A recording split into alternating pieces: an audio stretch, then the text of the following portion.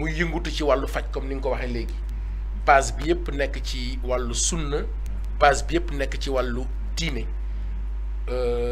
base bi mën nañu wax tam ci wàllu yar bi la moom yaram naka la demee li tax mu dem ba nekk ci faj mënoon naa faj comme ñeneen ni ñuy fajee mais lépp rek mu teg ko ci sunna loolu amaana mën naa nekk lu juba jeexul rek jógu fa cela veut dire que à la base yar nañ ko ci wàllu diine naka la mel ak diine ak yow tam naka nga yare sa njaboot ci wàllu diine. so alhamdulillahi rabbil alamin Ibrahima Diallo de mooy suma ñaareel doom maa ko jàngal yar ko jàngal ko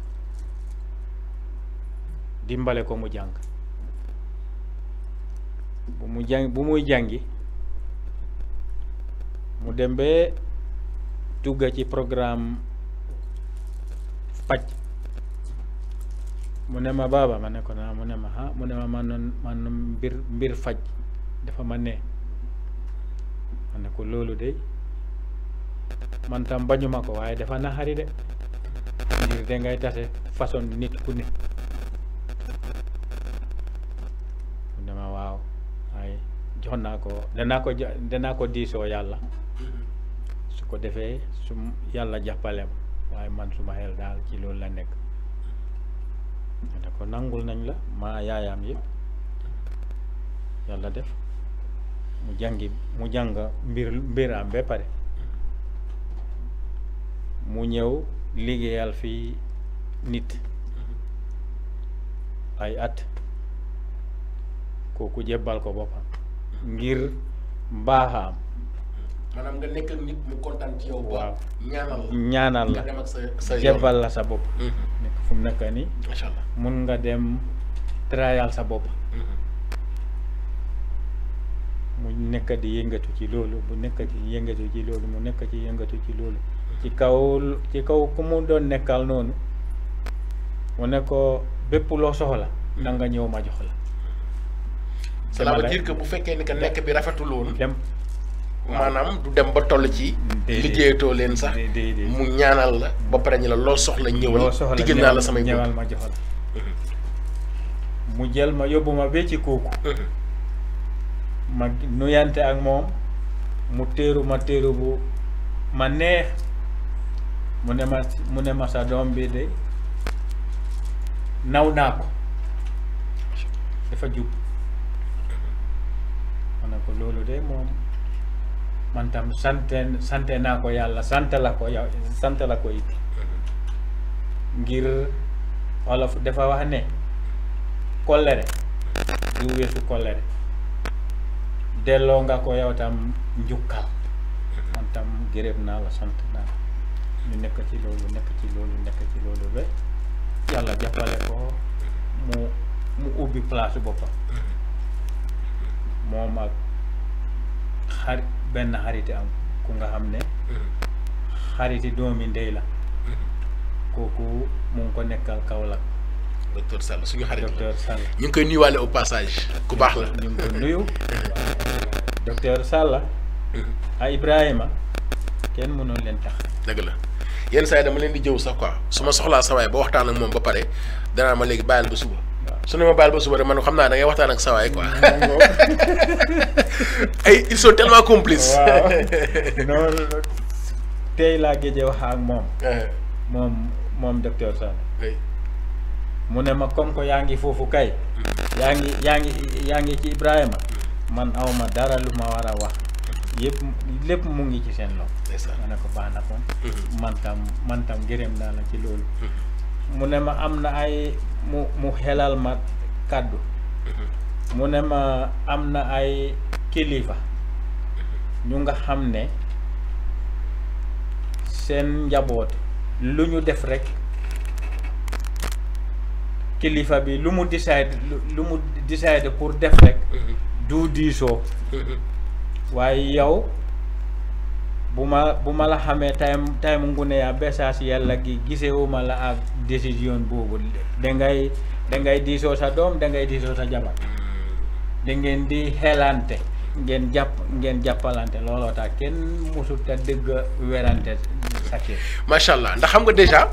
li ma doon bëgg di ko sàkku ci nit ki nga xamante ne nii depuis 7 ans yéen a ngi jëflante mu nekk ay góor nekk ay jigéen nekk ay papa nekk ay waajur ngeen di naw ki nga xamante ne nii moom mooy docteur Ibrahima Diallo donc ci côté leadership comme ni ñu koy waxee bu demee ba ki nga xamante ni moom mooy doomu ndeyam di Sall ñu koy nuyuwaale nekk fële ca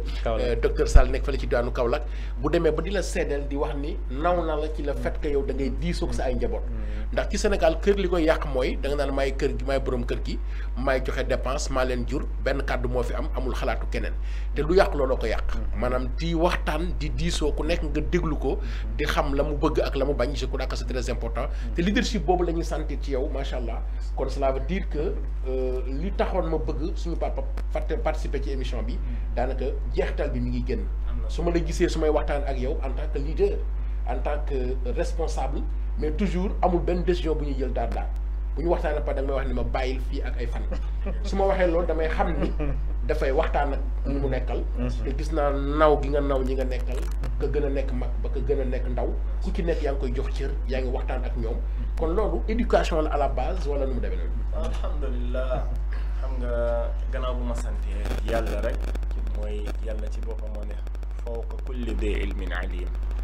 bépp borom xam-xam am na ki nga xam ne moo la sut si xam-xam te waaye as kilifa fekk yaa ngee diisoo doo am erreur te wax dëgg na yàlla waaye société yu bari suux nañ ñàkk a diisoo moo koy suux manque de communication te communication nag waaye comme dañuy wax ne doomi aadama bu ne am na yokkute boo mun a def ci askan bi te doomi aadama soo topp dara du la topp ku topp dara rek dara dina la topp te ku nekk tamit yow chance bi nga am ci ñi nga nekkal jiite leen naam mais doo ko nangoo wax sax nangu biñ la nangul c'est parce que kon ci lu ko jiitu da ngaa déggal sa ay waajur nangul leen exactement man de ba tey awma décision bu may jël te fekkal laajtewuma sama waajur te gisuma sama am 100 francs gisuma ko sama waajur su toogee sama waajur laa gis te benn tey tamit wallahi moom moo may dogalal defal lii bàyyi lii te dinaa ko bàyyi duma ko wax ne sax duma gis ne sax amaan na ma ne waaye moom 100 francs la man maa nga amee 10 000 gisuma sama 10 000 kàddoom laa gis macha allah ngeen ne ñaan na yàlla daal mu teete ñu te teete bi tamit depuis bal la ñu waxee ne yow ak docteur Sall dem leen fu leen ne ci àdduna bi jàmm rek ngeen di am moo tax toujours def ñu de wax ne Diallo bari le barkele moo ko gën te yow ak Sall kenn mënu leen a séparé wallahi lii moo tax man damay toog ma ne docteur Sall ci kaw la moo ma gën a baax te ku maandu la ku jub la da ngay gis ne nag loolu dañ ma waaye éduqué ci fànn boobu sa yaay jox ko place yi yaay sa papa jox ko place yi papa sa employé tamit bul gis ne yaa leen gën jiite ab nattu la yàlla moo koy teg sa kaw waaye dangay nangoon danga koy jël nga bañ ci gis sa bopp te di alhamdulilah maa ngi sant yàlla waaye kilifa la ci habatu sawda prophétique waaye kilifa la tamit ci fànn yëpp fan laa dem dañ may jox cër man may bañ yéen a cër yi ma ne noonu nañ ko partagé te ab taalibe laa tamit maa ngi nangu jàng ba léegi ngir ne ñun suñ tiitir mooy jàngal lu bari jëf lu ndaw toujours na jàng bi dominé te toujours ñu ngay jàng daal ci gàttal. macha allah toujours ñu ngi jàng loolu tam